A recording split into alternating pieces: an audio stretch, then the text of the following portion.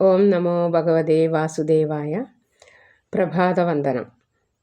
ശ്രീകൃഷ്ണാഷ്ടകം ശ്ലോകം 5. ഉത്ഫുല്ലപത്മപത്രാക്ഷം നീലജീമൂതസന്നിഭം യാദവാനാം ശിരോരത്നം കൃഷ്ണം വന്ദേ ജഗദ്ഗുരും.